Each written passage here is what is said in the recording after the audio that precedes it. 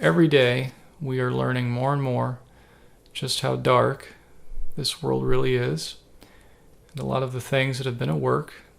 But my goodness, it's a day of light. It's a day of truth. God is revealing himself to us just as these dark things are being revealed to us and uncovered and exposed so that the light can prevail. Hi friends, Wes here. I'd like to offer a few more thoughts about the film Sound of Freedom. I'd like to go over some of how our media has been handling this film. It has been eye-opening, to say the least. The film specifically explores the issue of human trafficking and the exploitation of children. It is gripping the nation's heart, the heart of the world. The producer is absolutely right that this is the people's movie. I've seen the film twice now. I've seen it a couple of times. I wasn't sure if Sound of Freedom was a film I wanted to see. I wasn't sure if I wanted to subject myself to whatever that might be. I wasn't sure if it would be appropriate or healthy. The film is a masterpiece. It's an absolute work of art. First time I saw it, I was overwhelmed with the reality of what it was depicting. I was just taken aback by the sheer horror of this reality we're facing. And the second time I saw it, I was able to appreciate it better as a film. I was able to take it in with more of that hopeful perspective. First time around, it was more of the abrasive horror. And the second time, I was able to enter more into that hope, more into that resilience, more into what God has for us in this hour and the beauty that comes through in the film. It takes a true strength and a real spiritual substance to not only make a film that exposes the horror, but to do it in such a way that also reveals and inspires hope and light and beauty. We've seen very, very little of that in the mainstream media. Very, very little of that. But these folks have broken through. God is revealing himself to us just as these dark things are being revealed to us and uncovered and exposed so that the light can prevail. The real light, not the fake light. The fake light is some of this stuff, and it doesn't even try to be light at this point. And sadly, tragically, we do have a lot of lost people, but we are being rescued, just as these children are being rescued by individuals, heroes like Tim Ballard and like what we see depicted in this film. So are each of us being rescued from the lies, the seductions, and the tyrannies that would seek to uproot our vitalities and our lives, even if we haven't experienced the extremes of what these children have in the abuse that they have faced. It takes spiritual discernment to realize what is happening. You wouldn't dream that things are as ugly as they are, that people are as compromised as they are. And you really see that reflected. These hit pieces have attacked a film as noble as Sound of Freedom. So let's take a look at these. Let's go over some of these headlines and what they have to say. The Washington Post tells us QAnon and Sound of Freedom both rely on tired Hollywood tropes. Well, is that right? Is that right? The film, it used a camera, it had an actor, it had a few suspenseful scenes because it depicts someone who actually was a hero in real life. Another article, this one was from the Rolling Stone. Why anti-trafficking experts are torching Sound of Freedom. The new movie offers a false perception of child trafficking that experts worry could further harm the real victims. The experts. An expert like Tim Ballard, who dedicated his life to rescuing children? Is that what they mean by expert? Seems like a hit piece to me. We know that child trafficking is real. This film presents that child trafficking is real.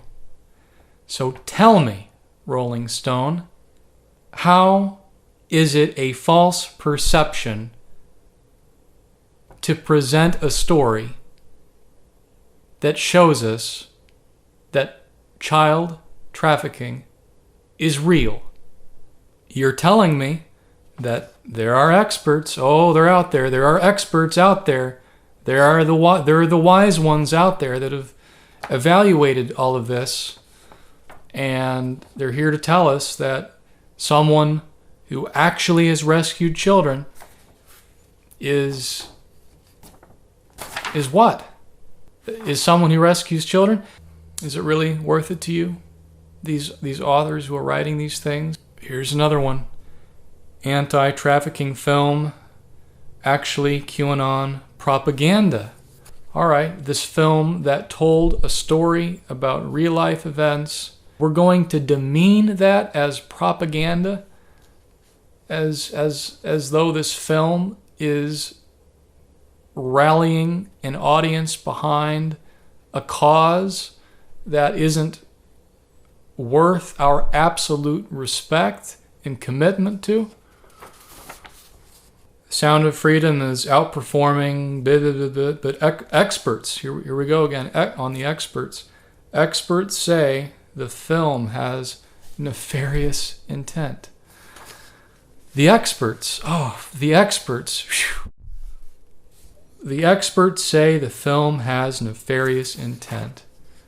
Goodness, I went to see Sound of Freedom and I was very moved by this film about a real thing, a real tragedy, a real horror in the world. But these experts are not only telling me, don't worry, the problem isn't as bad as you think it is. The supposed experts are telling me that a film about children being rescued and brought back to their families, brought back to their homes, that's what has nefarious intent. What kind of a world is this? Well, we're finding out, aren't we? We're finding out just what kind of a world this is. And it's not going to stay this way, friends. We are going to overcome all of this madness with hope and real life. And that life is found in Jesus Christ. They gave him a hard time too. The fact that the world is giving this film a hard time tells me a bit about how much God is in it. Here's another headline. Sound of Freedom movie. In a crowded theater, I saw what this movie is really all about. For all the overheated talk of how the movie beat Hollywood, Sound of Freedom is strangely committed to success on Hollywood's terms. Is that right? Strangely committed to success on Hollywood's terms because they're trying to sell tickets so that people can support this film, so that the film can make its money back, which it's well more than made its money back, which is a tremendous feat. It's strangely committed to success on Hollywood's terms. So are you criticizing the fact that Sound of Freedom is competing with Hollywood? That Sound of Freedom had the boldness and the guts to jump in the ring and say to these bigger movies, we know what you are, and we know that we're not only just as good as whatever you're offering, but we're better. And we are gonna place ourselves on this stage that allows the world to see that we are just as good and better than Hollywood, and we have an audience that is going to come behind us and help us prove it. Is that what you mean by Hollywood's terms? Because this film is not playing on Hollywood's terms. It's exceeding them.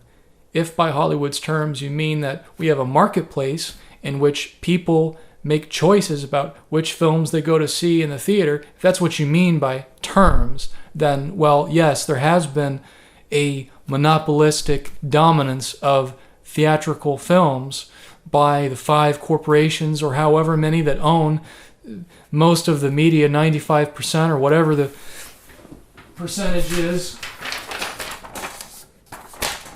So you're telling me that this miracle that is competing with the enemy, you're telling me that that's kowtowing. No, I don't think so. I think it's called bravery, success, and victory. It's a battlefield. Like it or not, we're on the battlefield, and it's time to stop letting the wrong side own the field. Another headline: Sound of Freedom, the QAnon adjacent, there's the phrase again, thriller, seducing America. How about that? It's seducing America. A film that exposes the seduction of young people, the seduction, the sexual perversion across our world. A film that is exposing these things, the darkest corners of the extremes of these things. And you're telling me that a film that truthfully and beautifully exposes these things with human value, with real emotion and integrity of storytelling, you're telling me that is seducing America? No, it's very clear. It's very clear who they are, and it's very clear who you are. The seduction is from the accuser. Jim Caviezel stars as a hero trying to stop child traffickers in a paranoid new movie turning into a surprise box office hit. Paranoid. Well, there's reason to be paranoid after reading your headlines. You need to repent while you can. You need to repent while you can. You have a conscience buried deep in there. Now is the time to listen to it, because God is not going to tolerate this for too long, and God's children are not for sale. That is a powerful line. I read one line, I think it was even in a Christian, it might have been in a Christian blog. This person was cringing at the line, God's children are not for sale, because it sounded too Christian or churchy to them. Seems like you can't please anybody here. Somebody's going to say it's got too much God in it, and then somebody else is going to say, who needs God? Okay, well, we need God, folks. We need God, and we have Him. And this film has God behind it. It absolutely does. There are horrific things in the Bible. The Bible is every bit as obscene as it is good. And that's because the Bible is a courageous book that gives you things as they are, and so does Sound of Freedom. It is a holy book every bit as much as it has to explore the darkest aspects of humanity in order to really give us the understanding of the gravity of the importance of holiness and what we're really being rescued from. Because if you do not have God, then what is going to stop you from buying into these lies and from becoming a liar yourself? Because that's what the spirit of the world is engendering in so many people.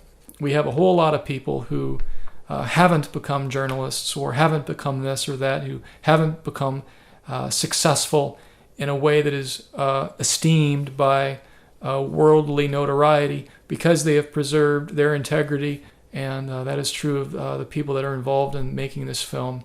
That is beyond inspiring, and that's what we need to see more of in all industries, in journalism and media, politics, you name it.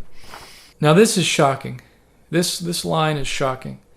Type the words Sound of Freedom into Twitter, and in parentheses, decent people who wish to live good, happy lives should under no circumstances actually do this.